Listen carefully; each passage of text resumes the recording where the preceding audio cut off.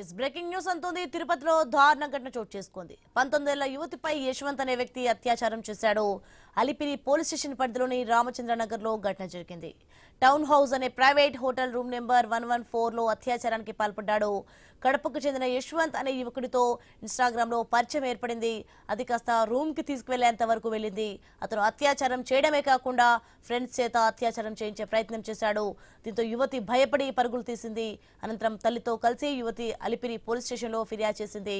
అత్యాచారం జరిగిన hotel room కు చేరుకొని క్లూస్ టీమ్ తో ఆధారాలు సేకరించారు. నిందితుడిని అరెస్ట్ చేసి రిమాండ్ కు తరలించారు. నిందితుడి స్నేహితుల కోసం గాలింపు చేస్తున్నారు పోలీసులు.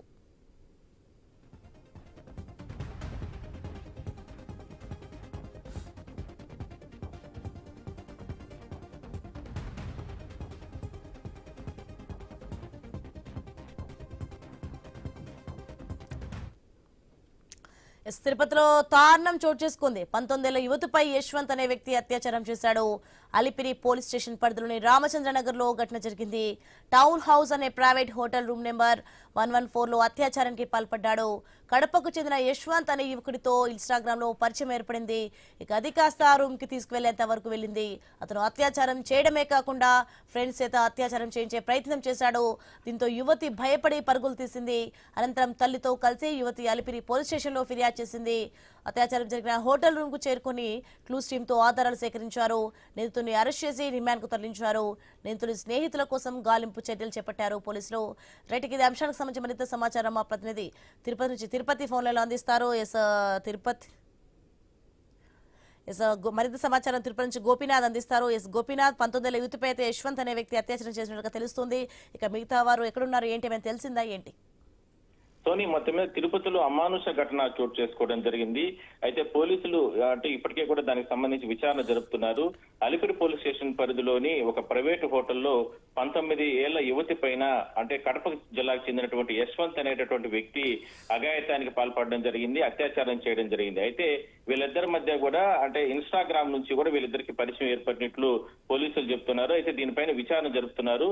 అయితే ఆ పరిచయం కాస్త హోటల్ వరకు తీసుకెళ్లడం జరిగింది. అక్కడ మాట్లాడుకుందామని చెప్పి కూడా అక్కడ నుంచి కూడా నేరుగా తీసుకెళ్లి అక్కడ అతను అఘాయిత్యాన్ని చేసిన తర్వాత అతనితో పాటు అంటే ఆల్రెడీ అక్కడ కెమెరాలు పెట్టి రికార్డ్ చేశాము, నిన్ను అంటే ఎట్టి పరిస్థితులు వదిలిపెట్టే ప్రసక్తే లేదు అంటూ కూడా బెదిరించి లోపరుచుకున్నట్లు కూడా ఆ యువతితో పాటు వాళ్ళ తల్లి అలిపిరి పోలీస్ స్టేషన్ లో ఫిర్యాదు చేయడం జరిగింది.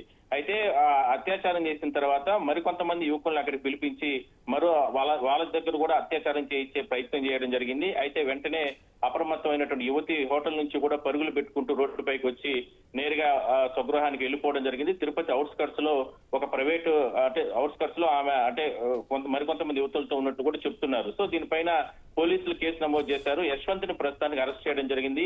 ఎంత దారుణంగా ప్రవర్తించినటువంటి యశ్వంత్ తో పాటు అతని స్నేహితులుగా ఉన్నటువంటి మరికొంతమంది కూడా హోటల్ కు వచ్చిన నేపథ్యంలో ఆ సీసీటీవీ ఫుటేజీలు వాటన్నిటిని కూడా విచారణ జరిపారు. అసలుకి వాళ్ళకి ఎట్లా రూమ్స్ ఇచ్చారు ఏంటనే దానిపైన కూడా విచారణ జరుపుతున్నారు. కొంతమంది హోటల్ సిబ్బందిని కూడా అదుపులోకి తీసుకోవడం జరిగింది.